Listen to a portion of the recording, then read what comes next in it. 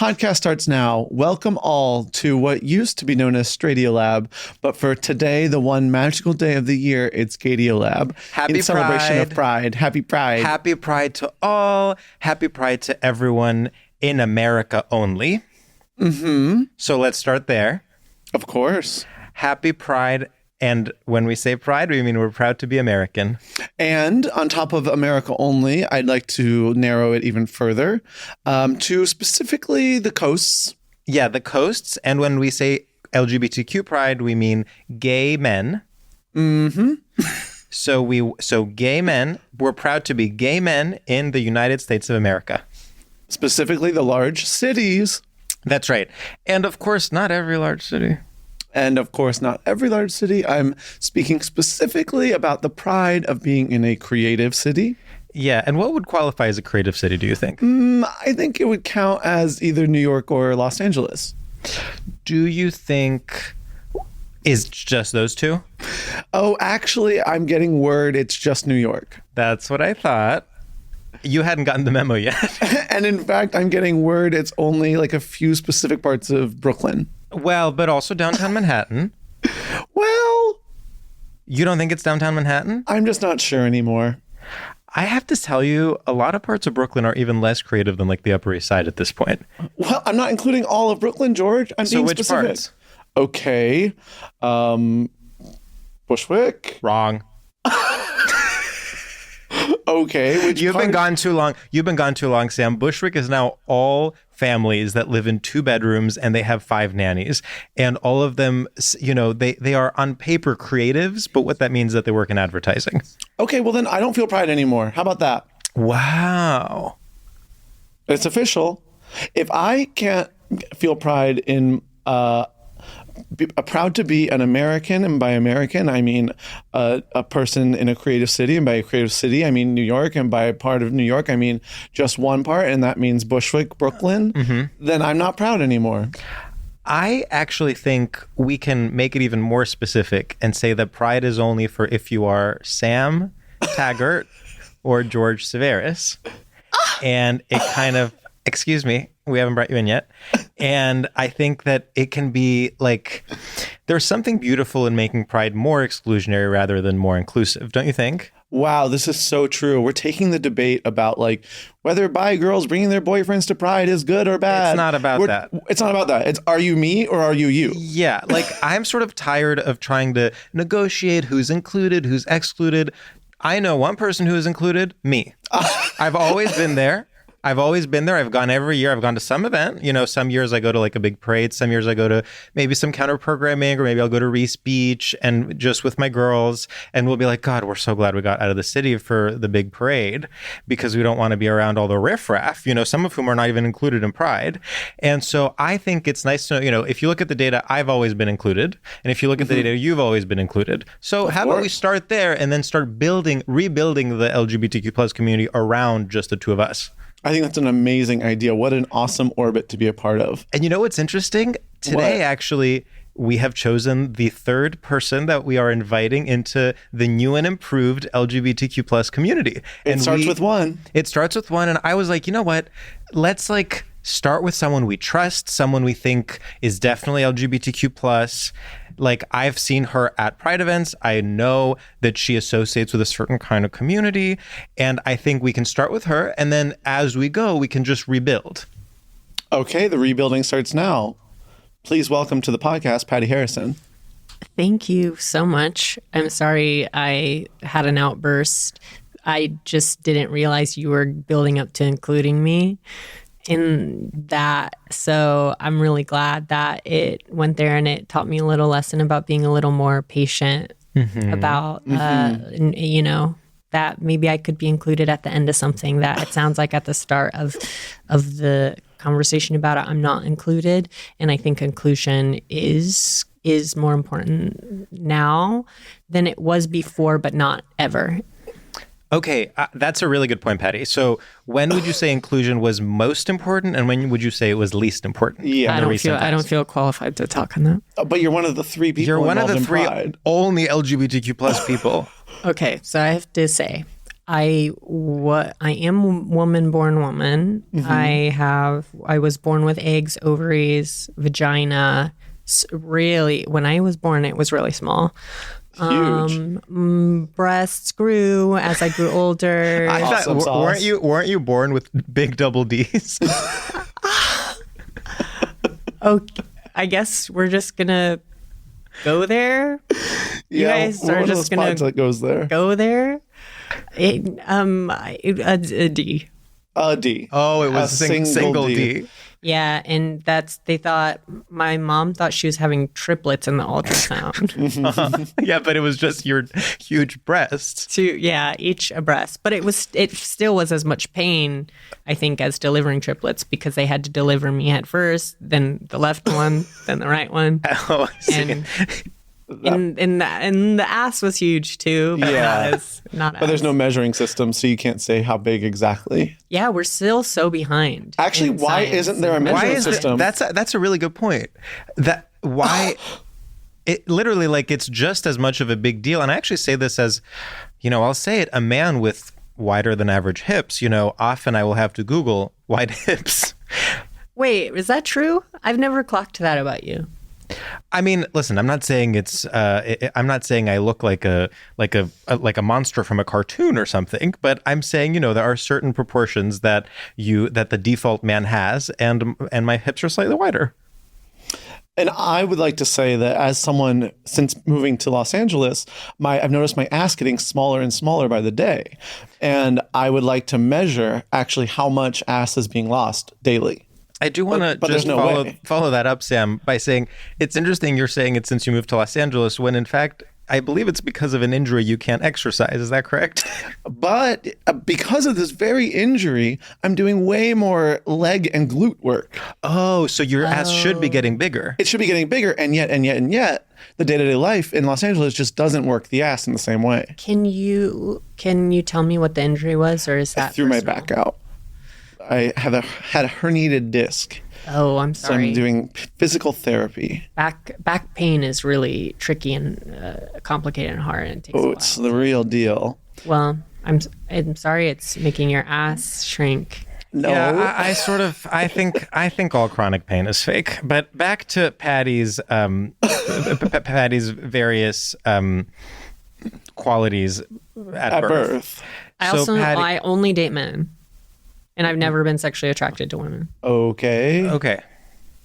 So But the men can be gay. you think men can be gay? Do you think women can be gay? No, the men that That you date. can be gay. Right. And I think that makes are they bi then, or I don't. That's for them. I can't speak for them. sure? Do you think, Patty, the fact that you date gay men makes you LGBTQ plus? I think I should be in there. I'm going after him. Mm-hmm. I say I like the way you sashay. Oh, I can't find a straight guy at I don't know what a straight place is in LA. In Chelsea Piers at the golf. You brought up a gay location. Chelsea Piers is gay. Chelsea Piers is like where gay guys go to hook up. No, it's where straight guys go to play golf. They go to hit. They go to the driving range. I mean, yes, there is a driving range there, but historically, it's like sort of a shorthand for like fag. It's like Patty, I'm starting to think, like, should you have been the first person we added to the queer community? No, don't second guess this. I'm so excited to be included in everything, and I'm sure someone in the other room is screaming at me to get closer to the mic. Yeah, I can feel myself screaming at myself. So I do want to go back to, Patty, when you think inclusion was most important and when you think it was least important. I think inclusion was probably most important. I think in the period of when sea life was starting to grow, the fins were turning into limbs and they were starting to crawl ashore. Because Yeah. I think if you weren't included in that, you were just staying in the water and you weren't getting to enjoy the many benefits of land. the land. Do you think it was more queer to grow limbs or to keep fins? Oh, such a good question. As much as I would like to say growing fins is, or keeping your fins is queer because of like The Little Mermaid, I actually think The Little Mermaid is not a story about like beautiful transformation. It's about the power of how you need to change from the thing that you were that was beautiful into the thing that everyone likes and accepts in order to be in society. And I think that is a straight story. So I think actually growing legs to get away from mermaids like that and become a straight person in society, I think that narrative is also straight. And so I'm arguing with myself right now out loud as I'm talking to you both. Do you think maybe the first few people to grow legs were queer, were like punk rock, you know, because they were in the minority, they were doing something new. But then there started growing a critical mass of people who had legs, and at a certain point, it actually became assimilation for you to also grow legs and get on land. You know what I mean? Yeah, I think that's an incredible hypothesis, George. I can see that 100%. I think it would probably be really difficult for the ones not growing legs around them to look at the ones growing legs and being like, what happened to my partner? And they weren't saying partner then, because that has been like a thing that people are just now adjusting to. Like, what happened to my boyfriend? Yeah, I think. Back in the times of early evolution, everyone was saying only boyfriend and girlfriend and not partner. Well, I think whales and dolphins are potentially sort of the old queens of the world.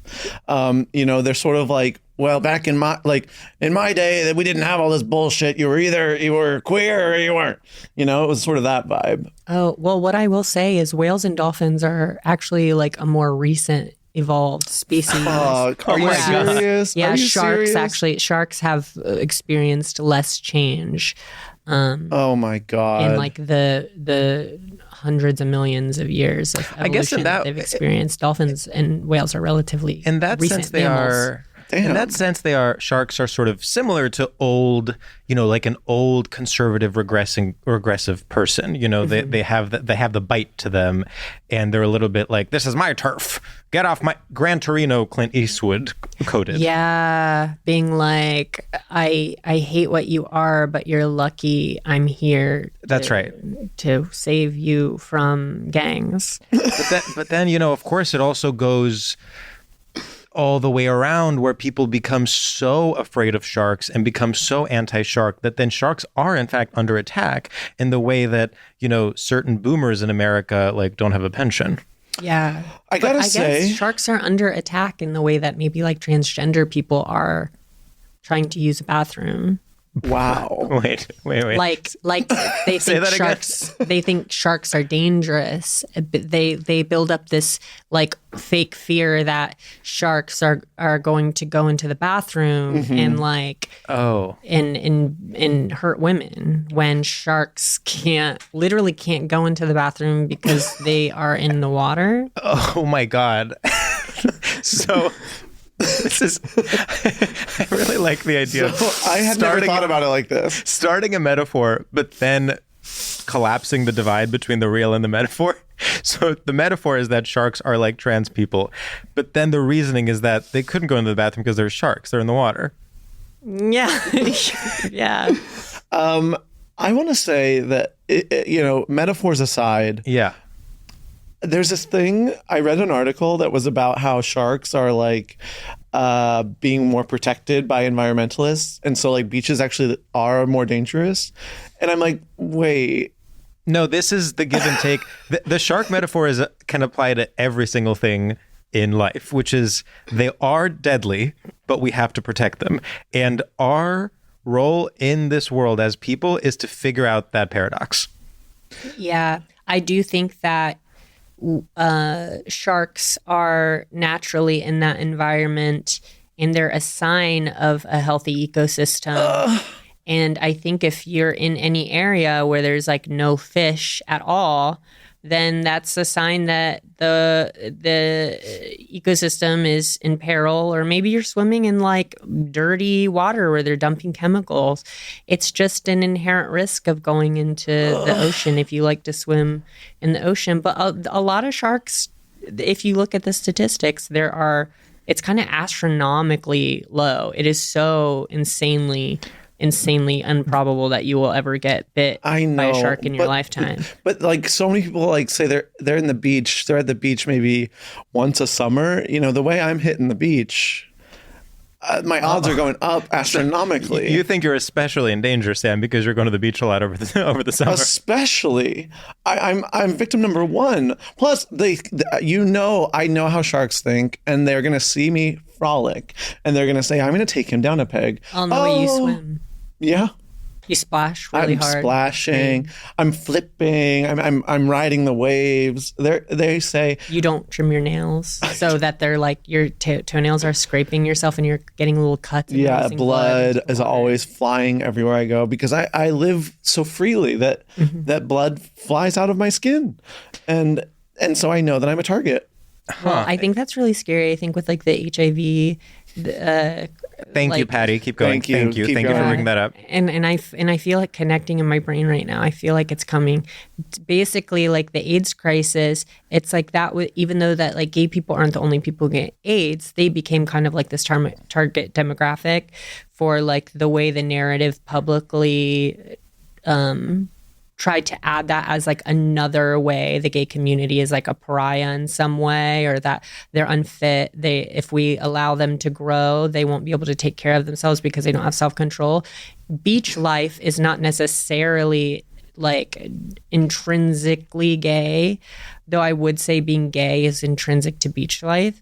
But I think like straight people love the beach and they love to splash and swim. But I think when the way gay people swim like you do, I think it subjects them to a higher rate of a higher risk of shark attacks.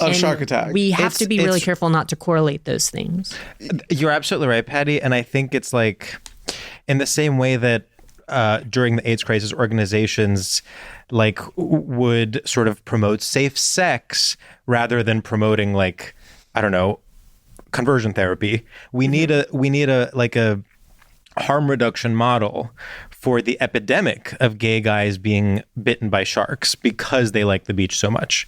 Yeah. Well, it's like, don't go swimming right after you've been like gaped because no, don't laugh. No, I'm sorry. You're right. There are odds that you have experienced more substantial micro tears if your anus has been kind of worked in scooped left and out. right and up and down. Yeah. Of course. The seawater's just getting in there, and so the tide comes in, goes into the anus, collects some of that blood, washes back out. A shark can smell that from over a mile away. It's kind of like a cavernous cave, and you like hear the sound of the ocean go in and then go out.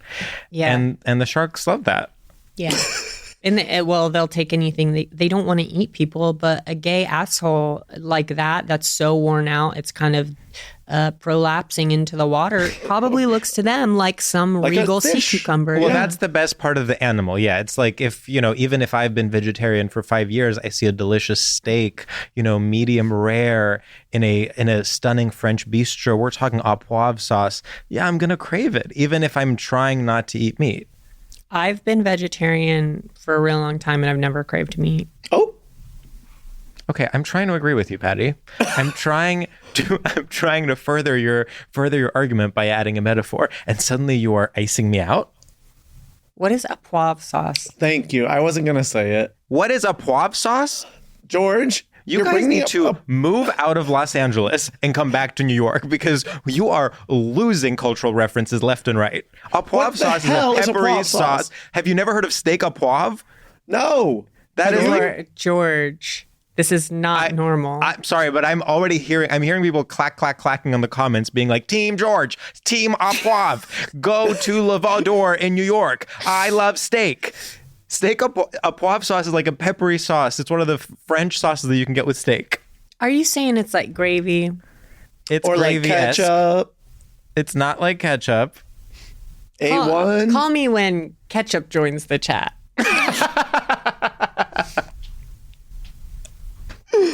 No, that's true. I am calling a emergency helicopter to get both of you from the streets of Los Angeles and to airlift you into a gorgeous West Village French bistro.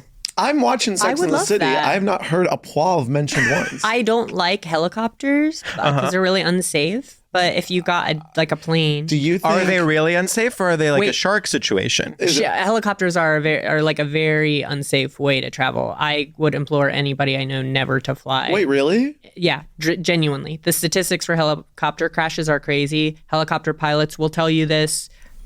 Like it's a really dangerous. It's the way like flying in an airplane is like a million times safer. I just think there's more factors involved in like the leveling out of the helicopter. Why do all famous people do it? Because I think helicopters are an easy, quick way for them to shoot like over like, whoa, look at like Leah Remini. She's doing a travel show and she wants to look at the New York skyline. Let's get her up there. But I think that you can't really do that in an airplane in like a quick way. I think the air traffic. I also think rich and famous people think they're invincible. I think that's why they do it. And I actually think that's why rates of death are higher in terms of like freak accidents among wealthier people, is because they really think that danger can't get to them. So, the submarine. I have the submarine. Yes, for it's one. like it's a submarine all over again. Well, I have another theory on this. Okay. I think like growing up, I heard so many stories of like famous people dying in weird ways. And I was like, why does this always happen? And then I moved to LA and I was like, it's the hills. Yeah, people are bored and rich and like want Like literally something it's to cars happen. on hills and it's so scary. Oh, you mean literally the hills? I mean not just literally like the people hills. who live in the Not hills just people who are live in the like- hills. I mean like there's just a lot of hills and a lot of cars. Yeah. Wait. Wait, so when that's you're true. saying freak accidents, you're talking cars only? No, I'm talking there's just stuff that happens. Like it leads to the But atmosphere. it all leads to the hills? there's a danger in those hills. In all hills, people are falling off hills left and right. There's like weird stairs. Everyone's driving weird. Weird stairs. There's grass everywhere. This makes sense. Yeah, I think there's something that you could write like an academic journal about, but I think you need to like research. Yeah, I think there needs to be a couple more steps. I can't believe I'm being told to research on this podcast. Wait, can I tell you something about helicopter? A story that is not long and it's not. I don't really have much to say about it, but it does relate to sharks and helicopters. Okay. Whoa. My mom is from Vietnam. Okay. And she said, so she left Vietnam like at pretty much the end of the war, nearish to the end of the war. I think it was like the fall of Saigon. She once saw an American military helicopter shoot a shark on the beach. She said that they were calling in that there were sharks in the water. She was at the beach and that they call like a American helicopter came and shot at the shark with a machine gun. Well, there you go, folks. If you're wondering what's more dangerous, helicopters or sharks, that's proof. Helicopters can kill sharks, but sharks cannot eat helicopters. Yeah. unless the helicopter crashed. Yeah, but do you Into think the then water. could a shark eat it? No, you're right. A shark could So, maybe eat the humans in it. Yeah, you're right. But I have a could you question. teach a man to fish? But could you teach a shark shark to pilot? To pilot a helicopter. Pilot a helicopter. What if you saw a helicopter in the distance crash? They're like, there's sharks in the water, and then you just saw the helicopter lifting back out of the water. You saw a pool of blood, and then you saw the helicopter lifting back out of the water, and the shark has like the headset on, That would be awesome. and it's like not doing a good job, but it's doing a great job considering it's a shark, and it's like never. And you know why? Because that shark actually, after all these years, grew limbs. He was like, I'm sick of not assimilating. I'm going to grow limbs in 2025 and pilot this fucking helicopter. and probably faced a lot of friction from his family. Of course. And I And actually think itchy. it's now gone back to being punk rock to grow legs because, it used to be, so first it was uncool to grow legs. Then it was cool. Then it sort of didn't happen for many years. But now to grow legs as a shark in 2025 is like really, really punk rock. But I do worry about the shark though, because once it grows arms and legs, we're assuming in this like scenario that it has also like lungs and like the ability to breathe, right? Sure, yeah. it goes into society, it's still going to be othered. In There's a nothing. huge There's way. no other. There's no other walking, talking shark like it. So if we're having a conversation about inclusion, I just feel like Which we are. where does the shark fall? Well, and it just shows the failings of our government. You know, it's a shark with limbs should be able to live a life. Yeah. You know what, though? I sort of think that shark can do the work of like bridging the gap between sharks and people. Like, I think that shark is going to be like a Jesus-like, Gandhi-like figure. Oh, wow. Can you imagine the only shark with arms and legs? Like, he's going to have a TEDx talk. He's going to go. See, that's not where I thought you were going with it. But- I think I see this shark moving to New York City and sort of expressing itself, being a downtown creative. I just don't feel. I feel like if Jesus came back, he would immediately be killed, or he probably is back. He's just a homeless person on the street, and we're all leaving, walking, passing him by, because we're in our AirPods, in our Slack chats, Yeah, we're listening to the daily. Typing our emails. saying, "Do I really have the Caroline Polachek haircut?" And meanwhile, Jesus is dead on the streets, covered in Joe's Pizza paper plates people have thrown. I'm pandering to Yeah, New people York. are getting Caroline Polachek haircuts. Meanwhile, Jesus is dead on the streets. Damn. And a shark can't even get a college degree. But I'm saying, okay, so Sam, you're saying the shark with the arms and legs would become a downtown creative. I do think that. You think that? I think he would be like a unifying, social justice figure. See, I think So- it would start with downtown creative, and then the next shark to move here would be like, we're not all freaks. Okay, wait. I think we're jumping so far Jumping the shark? ahead. Yeah. Wow.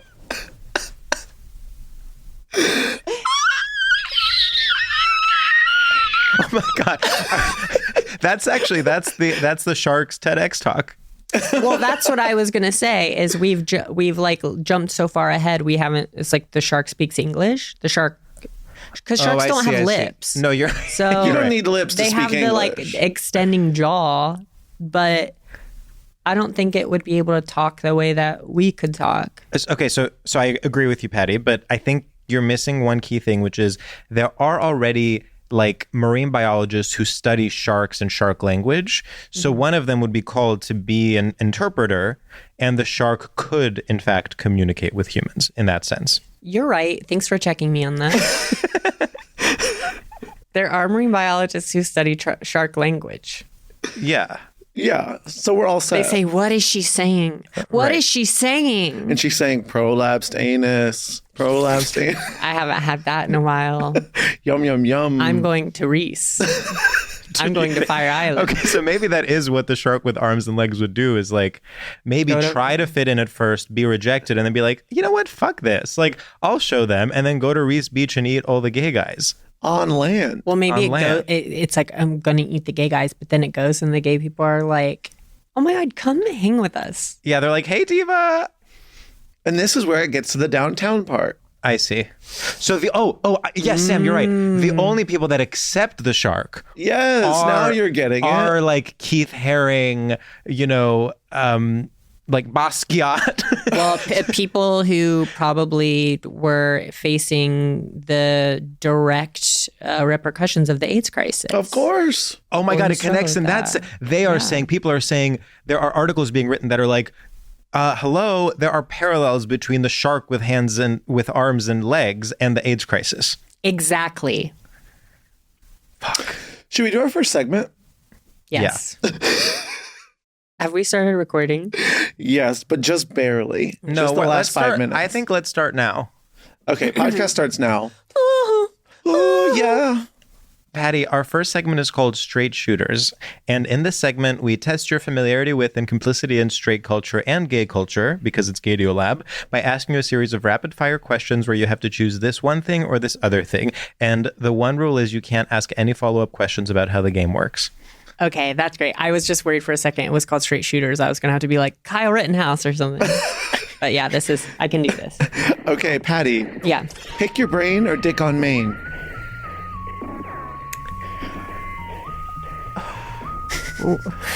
Wait, what are the rules of the game? No. That's a follow-up. Fuck. Pick your brain. Patty, Mary, fuck, kill, or Hillary and Bill? Ooh. Hillary and Bill. Patty, saying yes to the high priestess or saying no to your 5 nieces? Saying no to your 5 nieces. Coca-Cola or Cola-Scola? Whoa. Don't make me pick. Cola-Scola. A routine oil change or a poutine tasting strange? Poutine tasting strange. I love poutine. Streaming buzz cut season or being uncut for a reason? Being uncut for a reason. Okay. Banjo Kazooie or that man, Shabuzi? No, oh wait, no, Shabuzi. No, Banjo Kazooie. One kiss is all it takes or one piss inside the lake? Ah, this one's hard too. I'm going, I love One Kiss is all it takes. Me but too. One piss inside the lake. Oh, I love both, to be honest. Yeah. One. Okay, Patty, we rank our guests on a scale of 1 to 1,000 blades of grass. Can I say something? I'm ready to go back to doves. Really? Yeah. Doves. 1,000. Okay, yeah. Great. 1,000. Like 1,000 doves. And I think you did an amazing job. I loved that you had wonder. I loved that you were wanting to ask questions. It's so rare that we get to scold our guests even lightly. I'm going to go 892 doves. I agree. And that's Wow. a really good score, Patty. Who has gotten the lowest? Chris Murphy. Aw, why? We just felt like it at the time. We just felt like it. We were in a bad mood. Dang, so your mood creates a bias. Well, at least we acknowledge our bias. Yeah. Many in this world don't even acknowledge that their mood affects their bias. You're right. Do you think that the shark with arms and legs would come on the podcast and, follow-up question, do well at straight shooters? I don't. To either. I think if it depends on how old the shark is too when it's coming out of the water, because That's true. we're If it's 500 years old, that's going to be tough. yeah. Just different Well, if references. it's 500 years old, then it would have to be a Greenland shark because that's the only shark that can grow that old. Yeah. Have you seen these? Well, I see the viral one because one time I went to the dentist. Your dentist, the one you recommended. Yeah. I actually just went this your morning. teeth look amazing. Thank you. I just got them cleaned. It checks out. But I had a like old filling that looked like a Greenland shark. Oh, its skin, Like it was like black gray, but then had like a weird blue. a little eye that has like parasites on it. Literally. Oh, whoa. But he fixed it. Unfortunately, I did kind of miss it. It was a monstrosity. I think that if we're gonna say one thing is like undeniably like empirically gay, it's having rotten teeth. You think so? Yeah, because I think it's about it's like God shying punishing away. you? Well, yeah, for sure. I think also the government system, the man, the dentist is the man, The dentist is the man. and the teeth is where you bite from. It's an animalistic thing. So it's like I'm not going to let the man take away my fangs, the one thing I have. If like I'm ever like attacked by somebody at my lowest point, I can bite, and then to have them, possibly take those away from you. And also it's like when you're like it's giving a blowjob, the teeth are there. So that's gay. Do you think all blowjobs are gay, even if it's like a straight woman giving a straight man a blowjob?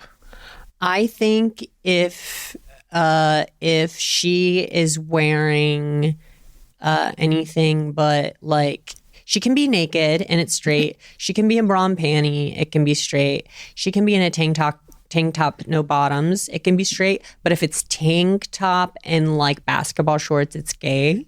If I she's see wearing that. basketball, if she's wearing like a jersey, it's gay. So the more If she's she's sort wearing a of flat bill cap, it's the gay. more masculine she looks, the gayer it is what you're saying. Can he Yeah, if change she's wearing his... an off-tilt flat bill cap, like it's like kind of diagonal Yeah. off to the side, and she's like sucking, it's gay. Can he change his outfit to make it gay? Yeah, Like if he's wearing like a little baby doll dress. yeah, that will. Or That's if he's kind of wearing like, like a pride flag t-shirt? yeah. I wonder how she would feel if she's sucking and she's like, You know how there's that thing where people are like, there's like infinite planets and infinite whatever. So like whatever you can imagine, it does exist somewhere. yeah. I think about that with people's sexuality where I'm like, there's so many different little types and weird things that like there's somewhere out there, there's like a straight couple but the girl's fetish is like sucking off a gay guy and makes her boyfriend dress up Like in, Frankie Grande. Target Pride merch and then like sucks him off and it's like so hot for her. Yeah, and he's got to be like, girl. He's like work diva. I'm But the guy himself is actually just like super straight frat guy, and he's Yeah. just like he wants to please his wife. He's like, I love you, like I will do whatever you want. Yeah. And so he's had to like train himself. He's had to watch seasons of RuPaul's Drag Race. He listens to What's the Tea with RuPaul and Michelle Visage. He is on Reddit. He's like learning things. He's going to the Pride. He watches Elton all the John. Housewives. He watches all the Housewives. He like texts the wife's gay guy friends and he's like, hey dude, like I would love to pick your brain about this, like if you ever want to get a beer. That's awesome. And go piss in the lake. That's straight. Go piss in the lake.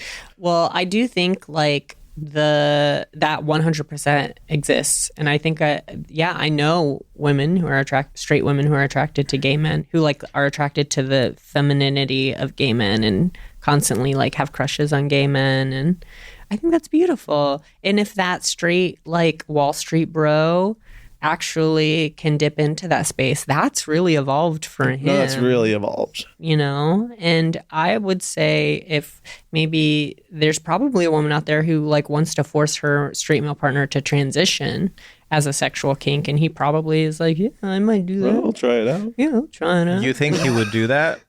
He's like, fuck, babe, sure, whatever, man. He's like, babe. He's like, babe. She's like, and he's like, and saying, what do women say to each other now? Girly. Is girly over now? I think girly's over. You know what I recently learned? Sorry to get your ass. I just like came outside, so been Do you know inside what for a long time. Do you know what I recently learned is like a real no-no? Bestie. Bestie. It's a no-no in what way? Like you seem old if you say it. Oh, like saying Insta versus IG. Yeah. What happens if you say bestie to your like brain matter? Do you feel like a shock of pain and you feel the age? I'd feel a shock of pain. Yeah. Like bestie doesn't. It never sounded good to me. To be No, fair. it never sounded good to me either. Yeah. I also girly kind of also never sounded good to me. Girly was fun for a sec. I preferred girlina. Yeah. But girly was fun. like is it Michelina's? Is that the microwavable Michelina, like macaroni? Michelina's. I'm not familiar. Michelinas? Maybe I'm misremembering. I thought there was like a like not ready to eat, but like a quick bake macaroni and cheese that had like a theme song. Wow. That sort of Michelinas is like the name the shark with arms and legs would have. Michelinas. Yeah. Michelinas. It's like Well, that's beautiful. a combination of Yeah. old and new, because it kind of sounds like it could be like a like an ancient god, or Yeah, like totally. Greek or Roman. Yeah, no, totally. It's I'm having a real sort of bummer moment right now because I'm realizing Michelinas would never do StraightioLab. You know what Michelinas would do is all the various like shock jock podcasts that like Pete Buttigieg has to go on. Like Really? Theo Yeah, like, I think, Von and Like Joe Rogan. Michelinas would have to do the like kind of like dirtbag bro podcasts to appeal to middle America. To try to change minds and hearts? Yeah, because the people that listen to this podcast are already, prone to like a downtown art figure. Yeah, they're prone, and they're prone in their position too. They're laying stomach down on a bed. Yeah. But they're kind anus of out, perked up. Yeah, Michelinas be damned. Well, and I think Michelinas is kind of brave for going into those spaces. I agree. Despite how much English does Michelinas know? All of it. Okay, so like really, really smart enough to start to fly a helicopter as soon as he. Well, I mean, we have to remember that Michelinas' origin story is literally that he on the spot learned to fly a helicopter. Right. So You're yeah, right. he's like gonna go smart. ahead and be pretty smart. He also like is 400. Like he No, knows he's the wise. words. Like he heard sailors. Yeah, he's swimmers. He's heard it all. So is it like one of those things where, like Twilight, where maybe he has some like old English in him? Yeah. 100%. Like Yeah. he can speak every language. Like he's saying like where art thou and bestie. Like where art old thou, words. bestie? Yeah. Wherefore art thou, He's so girly? old. He's so girly old that he's pop. saying bestie. Yeah. Patty, I have a question. Okay. The moment I walked in the door, you said that our friendship is at a low point right now, and I just didn't think it would make it on the podcast. yeah, everything makes it on. So please expand upon that. I just mean that, like, when our friendship was good, it felt better, and now it feels in a bad place because I don't like being around you. Oh. And I get the sense that when you're around me, you wall off and become really cold. Yeah. And you clutch your stuff like I'm going to take it, and I don't understand. I think it it's makes like me feel on edge a little bit. it's like this weird thing that happens when you're around where I like feel like the value of my things more. Like I'm like, oh, these are actually worth a lot of money. And I don't like how that makes me feel. I completely understand. And I wish we would have had this conversation like 4 months ago, because Totally. I'm sure maybe you've gotten them, but I've been like emailing you from like a lot of like hundreds of burner emails, death threats. And I like, Can I just say something? I'm sorry, but it's like the elephant in the room that we're not addressing is the reason Sam is afraid that you're going to steal his stuff is because you have been known to steal his stuff. Like you have robbed his house multiple times, both in New York City and LA. Why are we rehashing that? I know that you say you've changed, but like you have to have some empathy that Sam like has this trauma of every single time you would hang out together, you would plan to hang out together, he would go, you would not have shown up because you specifically planned the hangout so that you could rob his house. I think we're rehashing stuff that doesn't. It just feel I didn't know we were going to talk about this one. Yeah. And I feel a bit uncomfortable to go into it. But I just want to say it does bother me a little bit that you are going at it so hard, George. It makes me feel like you guys talked about it beforehand, because I personally don't remember doing any of that. Not that it didn't happen. And I saw I saw the videos. Right. I love me, and I was like, yeah, that's me. I'm not like some gaslighter dumbass. Like I'm not trying to abuse. I'm not trying to be like a fucking toxic like abuser gaslighter. Yeah. That is me in the videos stealing the stuff. But why are we rehashing it? I don't know because I can't remember. I don't feel like I can really apologize. And I feel like that's what you want from me, but I told you I don't remember doing it. Yeah. So I just don't get what we're talking about right now. So I sort of think the issue, Patty, is that I completely believe that you don't remember doing it, and I don't necessarily think you owe anyone an apology. The fact of the matter is all that stuff is still in your possession, and you have not returned it now that you're in a better mindset and, say that you would never do it again.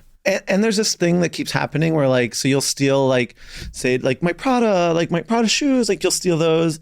And then I'll be like, okay, that's okay. I'll replace them with like Gucci. Like I have these Gucci shoes and then those go missing as well. And I said I'd replace them. I didn't say I would replace them with Gucci. I'm replacing them. And What's then you interesting steal though, the Patty, replacement. you wouldn't even need to replace them. You have the Prada shoes, and you're in fact like wearing them and doing outfit of the day videos and doing get ready with me. Yeah, and you're it's like, these are vintage, these are used. And by the way, they don't amazing. even, like, no offense, they don't even fit you. Like, you're doing it just to mess with Sam. Like, they're too big on you, and they're men's shoes. Like, there's no reason for you to be wearing them. George! Can I get like a teammate? Because I'm being dogpiled, right? This is a witch hunt. This is weird. I don't know. Because Sam, I feel a sense of, I want to defend Sam because I know that he has done everything in his power to mend this friendship. And for you to first come in and the first thing you say is, I feel like our friendship is not in a good place. And then it's not in a good place. I'm not going to be fake. Completely skirt accountability when we try to like talk to you about the things you've done. I'm not skirting anything. I feel like, I'm sorry I'm raising my voice. I feel really like defensive right now because I definitely feel like wasn't expecting to talk about this today. Yeah. I feel like I can understand why you feel afraid to have your stuff near me because I have taken things from you in the past. I am telling you, I wish I could be sorry, but I don't remember, and so I can't. Like, if I say sorry, it's not going to be. And I do have the stuff that you're talking about. Yeah. That I have taken, but it is in my possession now, and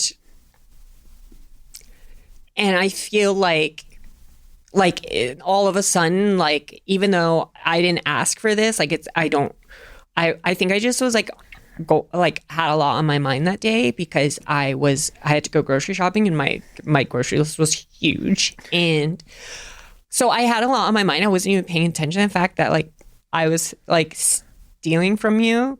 And so now it's like, I'm this bad guy who has to like return this stuff. Does that make sense? Like, can you like just you're literally yelling at me to be empathetic? Can you extend that to me? Just to say like, I'm in pain all the time. Of course. You know, have you watched the news? No. What's going on? Did something happen? So I can't really remember, but there was something that made me really sad. And so it's just been like, really, you're gonna like fight. This is the hill you die on, is like, I have your stuff. I stole a bunch of your designer stuff. I stole like multiple times over the course of years and keep stealing it. And that's the hill you're gonna die on. And then you bring me but I'm not allowed to address if I have like, if there's like a strange tension between us. It just feels people pleasy or codependent or something, and I'm getting that out. Like, I'm not that way anymore. Okay. And George, I just want to say you're really going in, but you don't want to talk about the fact that you went up the Statue of Liberty's dress. Okay, I just don't really think that's the same because the power dynamics are completely different. You know, the Statue of Liberty is actually like one of the most giant women globally. And so for me to go up stone. She's made of stone. She's like from France. Like, for me to go up her dress is actually someone in a lower level of power reclaiming their power as a queer individual by going up the Statue of Liberty's dress. You know, it's the equivalent of someone taking down an abuser. Whereas I think I just don't, you know, I think what to steal Sam's designer clothes seems different. You know, Sam is an independent LGBTQ plus creator. He's not the Statue of Liberty. Sam's not independent. He's incorporated. That's true. You can be independently incorporated. He's the sole.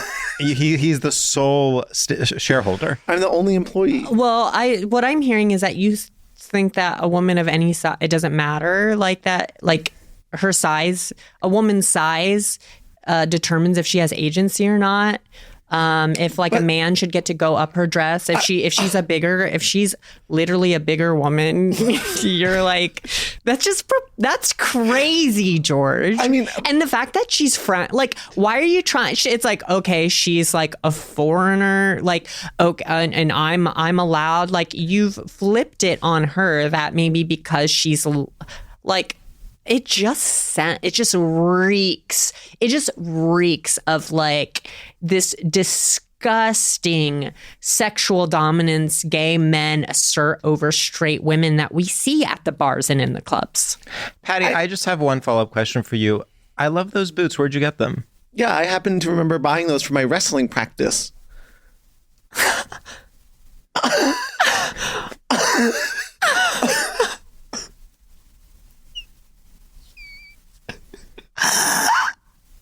I got them at the fucking store.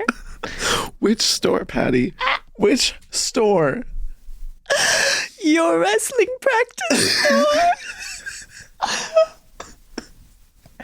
You know, Patti, I have to say, like, we have to move on because, this is GaytioLab and we have to introduce a gay topic. But Sam, I do want to give you some space. I realize I'm speaking for you. I feel very defensive as a friend.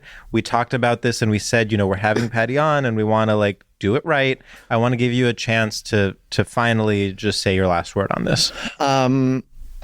Patti, I want to forgive you and I will work on it. And I still may clutch my things closer to, my Louis bag that I brought to the recording, of course, will be held close to me. Don't put your eyes on it. And when you remember, I'll forgive you. I think that's fair. Mm-hmm. I hear that you're saying that when the time comes, should I remember doing something that I can't remember doing, I don't know when I'll remember that, but that you can offer forgiveness for me. I think that's a really kind thing. And I just would like to say that I know, George, you said we have to move on to go on to our gay topic, but what is more universally gay than friends fighting? Wow. And having rotten teeth. Okay, well, what's the third? We have fighting with our friends, rotten teeth, and give us a third gay topic. Online. Online. Now, what about online feels gay to you? Community outside of your house. Oh no, my branded thing fell. What fell? Oh. I heart podcasts. It's back. For those listening, the piece of Sam's mic that says I heart on it fell. So anti-capitalist of me this For Friday. I was people about listening, to say, not watching, all Sam's rotten teeth fell out. Sam's one big rotten tooth fell onto the ground. Oh. And it says I heart on it. Okay. You got it. Cosmetic. My big rotten tooth would actually be I think Lord would use it for an album cover for this current cycle. My rotten tooth. My rotten tooth What looks the hell like a is whale. that? Yeah. It looks like a shark that's 400 years old. Wait, I do want to not make you sit in the rotten toothness. I recommended my dentist because I had not gone to the dentist in like 16 or 17 years. Yeah, I was And really then similar. I went and I had like 4 or 5 like bored out rotten cavities, and they like replaced 2 of my molars and gave me 1 million fillings. And so that's why I'm LGBTQ, even though I'm cis. I have vagina, womb, eggs born that way, Yeah, breast, fat ass, big tits. tiny waist, Yeah. straight. Well, yeah, gay but men. you no longer have rotten teeth. So you sort of transitioned into being not LGBT. But I did. Well, this is interesting. I have the experience. Like, I have the memories. I remember that.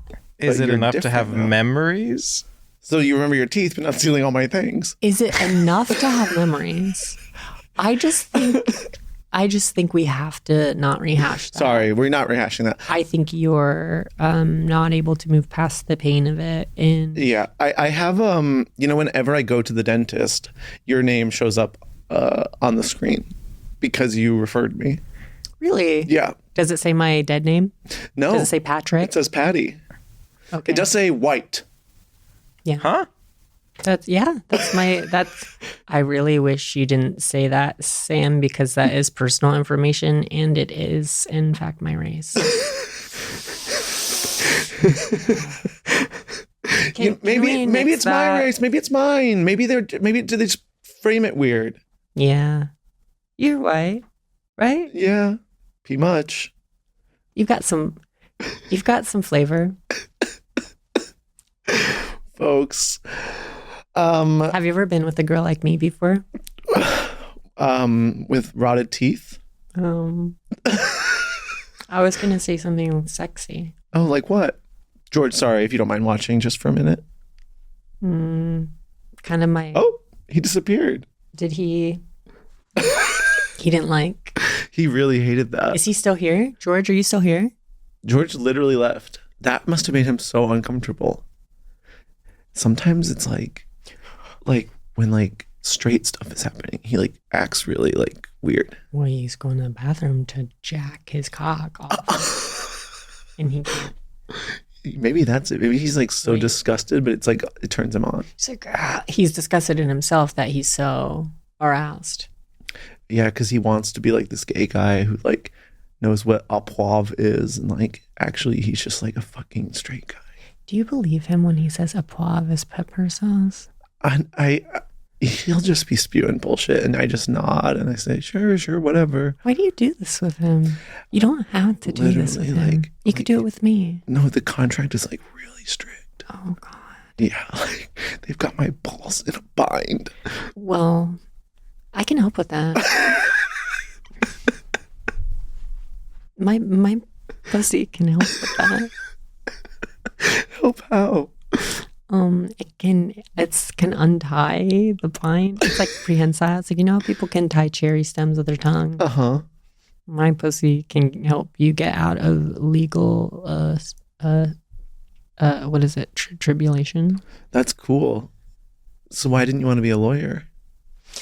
Because I didn't want to follow my dad's footsteps. More like Say it. Outage and they're rebooting.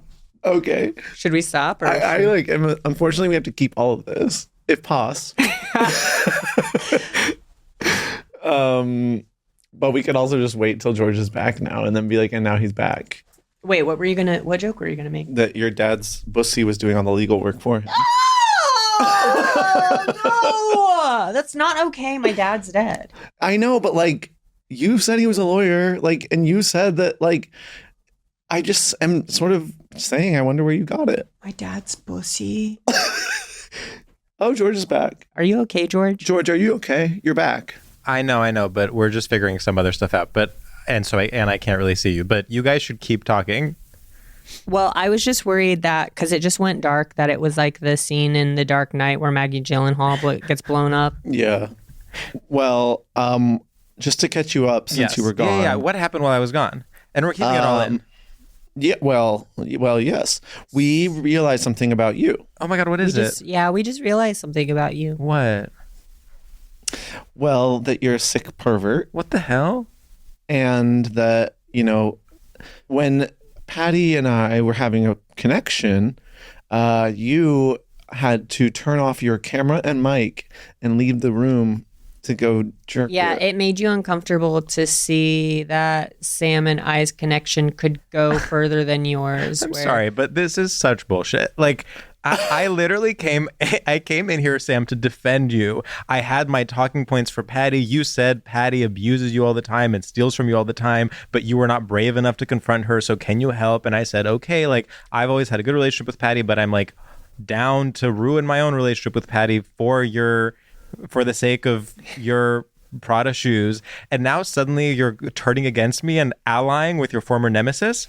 Well, I just realized, maybe you weren't such a reliable narrator and potentially you were trying to turn me against Patti because you didn't want us connecting in a romantic way because you knew it would turn you on too much and make you not be gay anymore. Yeah, George, I don't know if you are being serious or not, because I don't know if you can tell, but all of that stuff was a joke in a bit that we were doing. What? I don't steal from him. We're good friends. We're good. And what's not a joke is the tension between me and Sam in a good way, in the sense of the emotional and romantic and physical connection that we have. So you're telling me you made up this whole bit and brought me into it as a form of psychosexual play between the two of you? Your kink is literally gaslighting your friend into like a fake narrative so that you guys can then feel closer to one another? Well, let's just say, yeah. I think we can start by saying pretty much. Yeah. Sam is straight. They always have been. I'm cis and my pussy is in the room. And he said he fucks it. And I have a question. I suck his cock. I get what straight is, Patty. Thank you. I Yeah. understand how it works.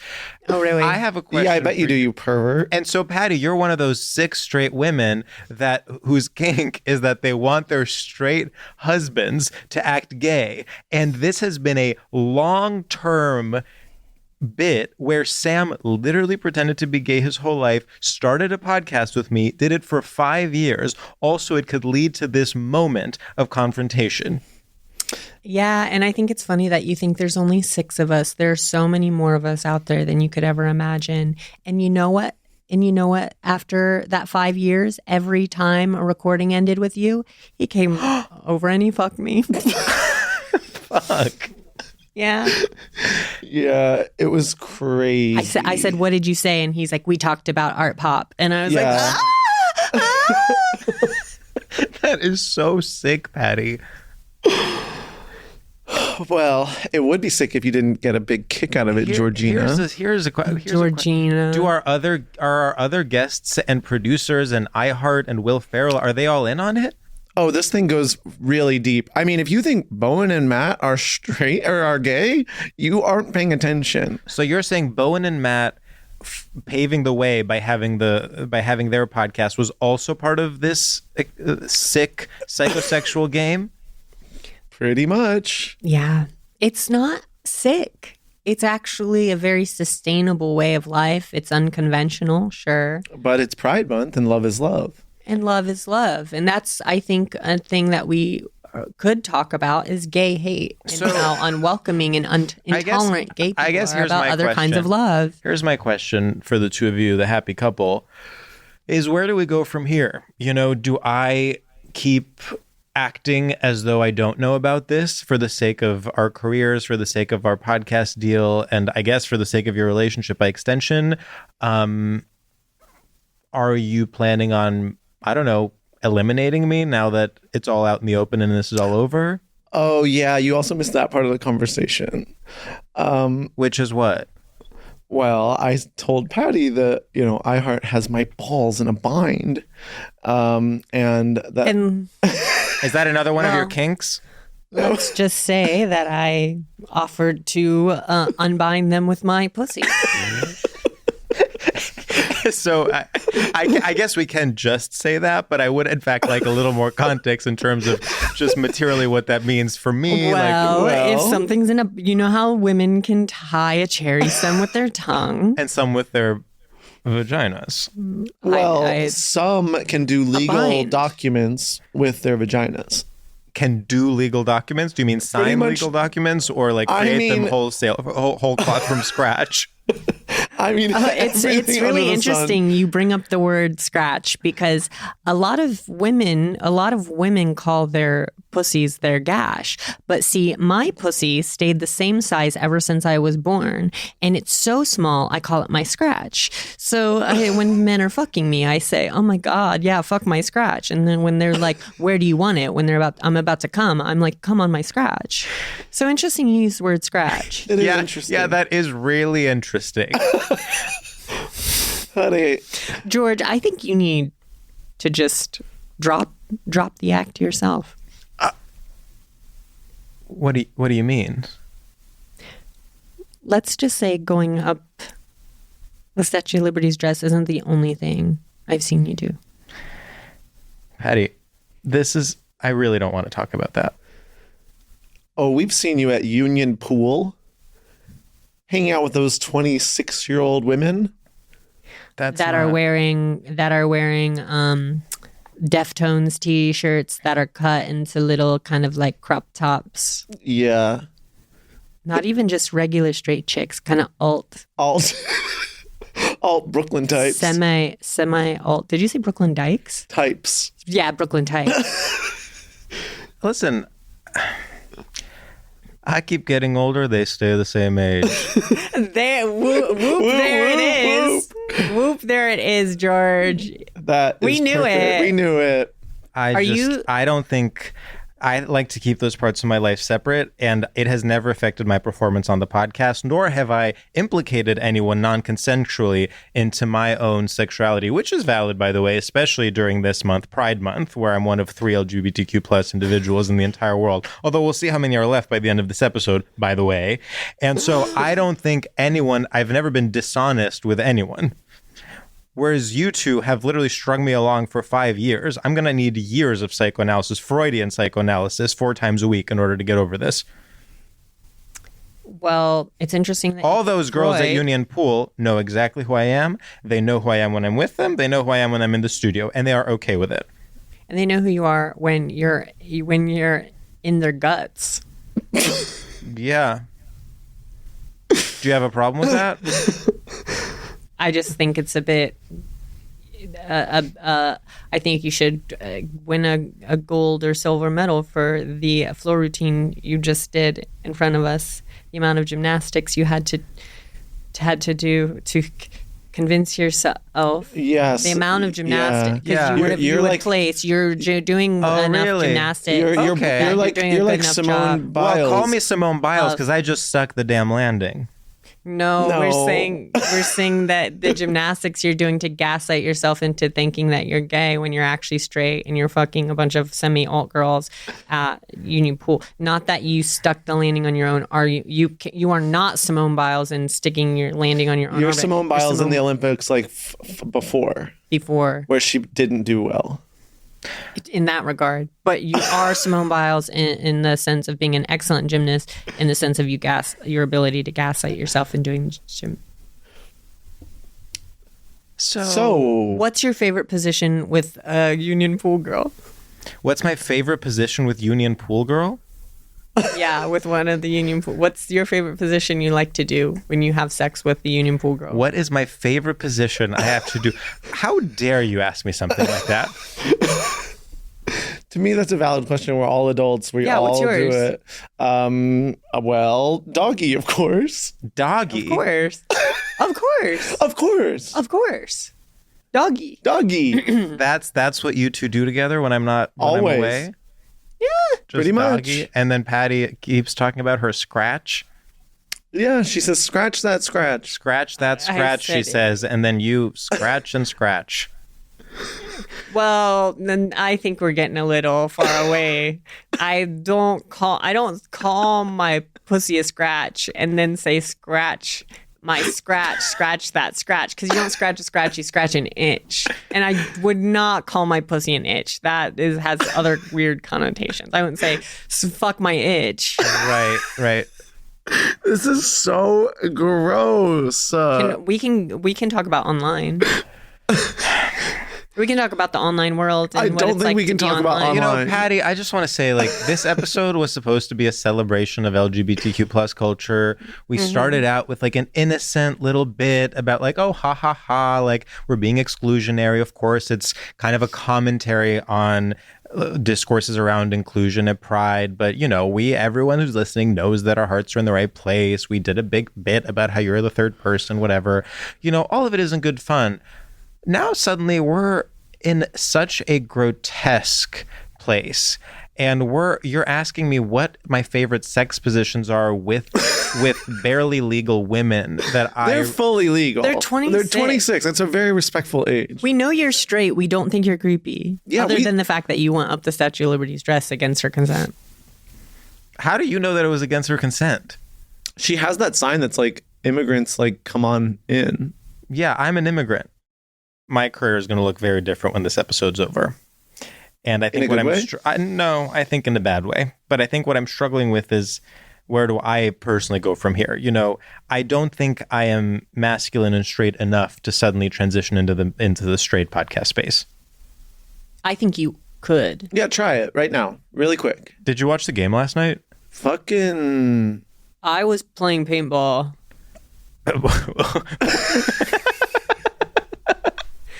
And my hopper jammed. I was playing paintball and my fucking hopper, I got an automatic hopper and it has, you turn it on and it has this little lever that irritates the ball so that it's not supposed to jam, but the ball got jammed in there anyway. It's just they blow when it's warm. like pizza. Like when it's too hot, it doesn't taste good, but when it's too cold, it doesn't taste good. Like there's like this third temperature that's like somewhere between too hot and too cold that tastes super good. Yeah, and when I put my CO2 tank in the back of my gun, sometimes if I don't put it in right, it'll frost over, and it's kind of freaky because I'm worried it'll explode. And do you guys eat mozzarella sticks, or is that just me? And the biggest part of paintball that you have to remember, even though you might feel like a fucking noob, is wear your eyeglasses because you can do some serious damage to your eyes. But seriously, if you're eating breadsticks, that's pussy behavior. So I think what we're learning is that I actually think we made the right decision, Sam, you and I, as straight men. I think we made the right decision pretending to be gay for this podcast because I have to say, to end on a positive note, I think our work speaks for itself, and we are much better at being gay podcasters than we are at being straight podcasters.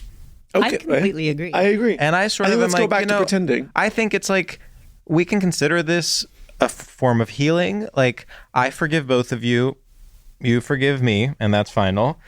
And I think from now on, we can just go back to, doing what we were doing before. And I think, when you pretend enough, it sort of becomes real. That's true. Fake it till you make it. They always say that. Like, I've never felt, that I was not being myself. I just feel like I was accessing a different part of myself, the part that's false and contrived. Yeah. Wow. I think the contrived part of us is the part of us that will be most financially accessible and relatable to every other person. You know what it is? And that's what pride is sort of all about. Yeah, that's what it's all about. And you know what it is? It's how Ellen is nice on camera. Yeah. But in real life, mean. We're gay on camera. And in real life, not so much. But and the thing is, honestly, when I think of Ellen, her brand is still nice. Like I can't learn, no matter how many things I learned about her, I still think of her as dancing on the TV. Yeah, I wanted her. I watched her recent special. Me too. And I kind of wanted it to be mean, and I think she expected people for it to be mean, and so she like doubled down and made it even nicer. And I kind of respect that. I thought it was pretty funny. And I think she's just has a very heavy boulder to carry, And yeah, she's sort of how like, can she please us all? She can't. She's like the Statue of Liberty of comedy. Yeah, and when you're carrying a Sisyphean boulder, but you're also the Statue of Liberty, you're kind of in a squat, and it leaves everything, the dress open, a lot open for perverted, fake, gay, straight men like George to go up there and take a bunch of pictures of your Patti. pussy. That, let's be honest, that one's not a scratch. That's more than a hatchet wound. That's like, I don't know. That's like the dent that the Titanic made in an iceberg is probably how big her pussy is. If you think about it. I'm allowing you to like, do like one more passive aggressive jab at this idea that I violated the Statue of Liberty, despite the fact that we decided all of that is past us. You know what I will say? Because you said something earlier. You said about like, even if it's like playful, you still feel it and it's real. I find that sometimes, not just sometimes, a lot of times, doing a sustained bit where you're fake fighting actually does create feelings of like tension and stress, in your body. Yeah. And I just want to say, I think you both are so kind and funny and brilliant, and I love you both so much and really adore you. And even doing a fake bit where we're fighting feels hard after a certain point. Because I'm like, even in the world of what we're creating together, I want there to be real reconciliation and like peace. I don't know if I want these people in this fake, like metaphysical, whatever space. I don't want them to walk away from each other being like, oh, I'm a fake gay who people think I'm a pervert because I allegedly did this impossible thing. Because the statue is frankly cement and stone. You can't look up it. Yeah. So I just wanted to offer that I actually really don't like to fight even in bits, even though it's like kind of the thing that I do the most all the time. Patti, Well, we love you more than you can imagine. I think you're literally like one of the most talented people I've ever met in my life. Patti, we love you more than you can imagine. And I'm so glad you did this podcast. And I think the fake fighting is unfortunately funny, but I also crave reconciliation. I do too. Well, thank you for saying that. That really means a mountain to me. And I just want to say, sorry, go ahead. No, I was just going to say, I think even reconciliation in the form of a bit or a joke and in these fake characters that we create to make each other laugh or other people laugh, even fake reconciliation can give us a bump of dopamine in such a dark world. That's why we watch stories like movies and TV where we see characters who aren't real on screen falling in love and, winning the big game. We see them win, and it gives us a sense of hope and an aspirational target that, like, I could maybe feel that in my own life. And I think we have an opportunity to create that in ourselves in these skits that we do with each other. I want to hear what George had to say. Sorry. Sam.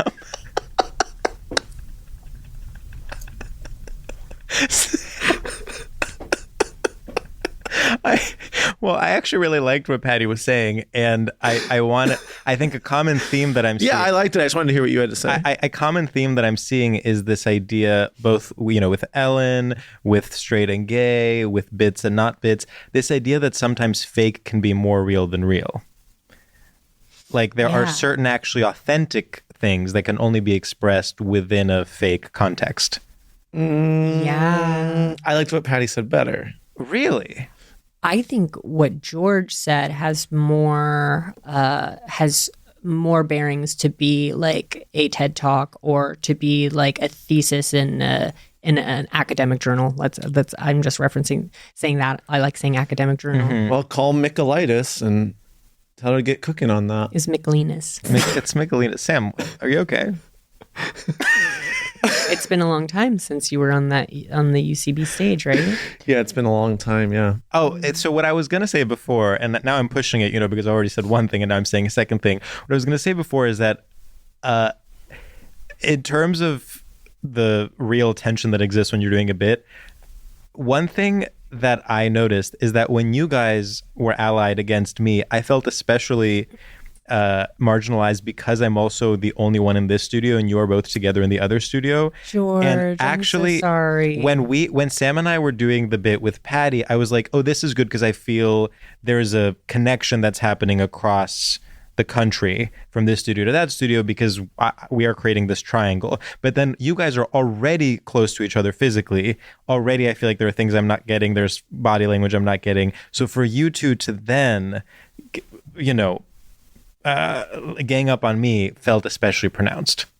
Yeah. That's interesting because I guess there's all the subtext of like what could happen. I think when you're, in an argument, real or not, you're wondering what the next thing they're going to say is. And you're kind of like trying to forecast the best that you can. And one of those things, if we're in a different space, is like, if it got so bad, we could like unplug the TV and you just wouldn't see us. And then you would be alone and we would be together having sex. And well, in a sense, that's kind of what did happen. Yeah. No, that. But you were the person who cut us out, which made me, no joke. There was like a moment where I was like, what if like he's upset? Something happened, he died. What if he died? Maggie Gyllenhaal style. Maggie Gyllenhaal style. I hate to say it, but I do think we need to. No, literally, we need to wrap up. Well, I do want to say this was like such a breath of fresh air. I agree. I think can take Patti, come on tour with us. Patti, I will. Come on tour. I will, and I would make sure you guys are up in the morning. We're literally going on tour in August. Your keys? We're going on tour in where August. Are you going? And Patti, I want you to email those job offers, tell them no. Yeah. I have something better to do. We're doing Say, various. no way, SpaceX. Yeah. Yeah. I'd rather do small venues across this nation. Some are medium-sized, but sure. You don't know how much a meal and drink ticket mean to me, and the quality time of. Are you guys going on a bus or are you flying everywhere? We're flying and training. Do you know anyone who's ever? The Please Don't Destroy Boys did a bus. That's so fun. Stop. Didn't Did a bus. Yeah, Stav did Yeah. a bus. I think what Eric Andre and Sarah. Oh, they did a bus. Sarah Snook?